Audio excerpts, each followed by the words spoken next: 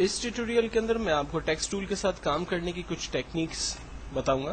तो सबसे पहले हम लोग अपने लिए एक ब्लैंक पेज ओपन कर लेते हैं ताकि हम उस पर टेक्स्ट टाइप कर सकें। इस वक्त मैंने एक ब्लैंक पेज ओपन किया हुआ है जिस पर मेरे पास एक बैकग्राउंड लेयर आ रही है। टेक्स्ट लेयर के लिए बेसिकली इंपॉर्टेंट ये होता है कि आपको कोई भी न्यू लेयर क्रिएट करने की जरूरत नहीं होती। जब आप टेक्स्ट का टूल लेकर अपने पेज पर क्लिक करते हैं तो वो आपके लिए एक न्यू लेयर खुद से क्रिएट कर देता है और फिर आप जो भी टेक्स्ट टाइप करना चाहते हैं वो टेक्स्ट आप टाइप कर सकते हैं। टेक्स्ट टाइप करने के बाद आप उसकी रेंज बना लेते हैं और कुछ उसके बेसिक प्रॉपर्टी टूल्स टॉप पे आ रहे हैं। इसकी राइटिंग अगर आपने चेंज करनी तो वो आप कर सकते हैं। आप उसकी साइज बड़ी छोटी कर सकते हैं। आप टेक्स्ट को लेफ्ट राइट सेंटर अलाइनमेंट कर सकते हैं। आप टेक्स्ट का कलर चेंज कर सकते हैं। और फाइनल हो जाने के बाद जब आप एरो के बटन पे क्लिक करते हैं तो एक्चुअल में वो तमाम चीजें जो आपने अप्लाई की थी वो इस पे आपको नजर आएगी। कंट्रोल टी की मदद लेकर आप ट्रांसफॉर्म के जरिए अपने टेक्स्ट की साइज को बड़ा छोटा कर सकते हैं और अगर आप इसे रोटेट करना चाहें तो रोटेट भी कर सकते हैं। फाइनली आप जब एंटर बटन प्रेस करते हैं तो आपका टेक्स्ट उस स्टाइल के अंदर आपको नजर आता है। मैं ट्रांसफॉर्म टूल की मदद लेकर अपने टेक्स्ट को दोबारा से सीधा कर लेता हूं। देन अगर मैं इस टेक्स्ट के अंदर दोबारा एडिट कुछ करना चाहता हूं तो इसके लिए हम लेयर की इस हिस्से पे जहां पर टी लिखा हुआ है डबल क्लिक कर दें। हम टेक्स्ट के कलर्स को अपनी मर्जी से चेंज कर सकते हैं। ठीक, अगर मैं चाह रहा हूं कि टेक्स्ट की स्टाइल्स को मैं अपनी मर्जी से चेंज करूं तो यहां पर हमारे पास टी का एक टूल जिसका क्रिएट वर्ब टेक्स्ट आइकॉन है उस पर क्लिक करते हैं।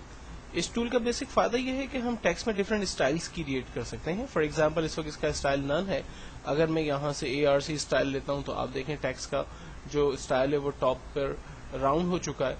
ये हॉरिजेंटली अप की तरफ बैंड हो चुका है। मुझे इसे ज्यादा बैंड करना है तो मैं इसे ज्यादा बैंड कर सकता हूं और अगर इसे कम करना है तो अकॉर्डिंग टू माई रिक्वायरमेंट मैं इसके बैंड को कम कर सकता हूं। इसी तरह से हॉरिजेंटली डिस्ट्रीब्यूट कितना करना है आप देखें टेक्स्ट का जो एंगल है वो आपको चेंज होता हुआ नजर आ रहा है। अगर मैं इसको हॉरिजेंटली माइनस की तरफ ले जा रहा हूं तो ऑपोजिट डायरेक्शन में वर्क कर रहा है। इसी तरह से वर्टिकली डिस्ट्रीब्यूशन हम कर रहे हैं। देखें 0 कर देते हैं हम।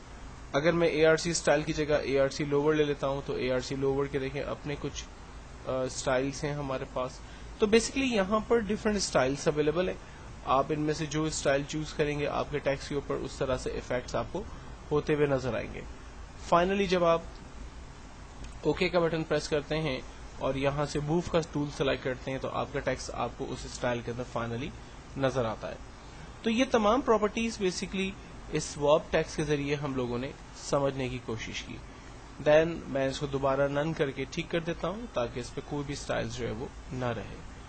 नेक्स्ट टेक्स्ट के टूल के अंदर हमारे पास कुछ ब्लेंडिंग ऑप्शंस अवेलेबल होते हैं। आमतौर पे ये ब्लेंडिंग ऑप्शंस हम लोग टेक्स्ट और इमेजेस दोनों के ऊपर यूज कर सकते हैं, लेकिन ज्यादातर ये काम जो है वो टेक्स्ट के टूल पे किया जाता है क्योंकि अगर मुझे टेक्स्ट के बॉटम पे कोई शेड या टेक्स्ट के अंदर कोई टेक्सचर कलर्स या कोई और पैटर्न वगैरह फिल करना हो तो वो सारी चीजें हमें इस ब्लेंडिंग टूल के जरिए मिल सकती है।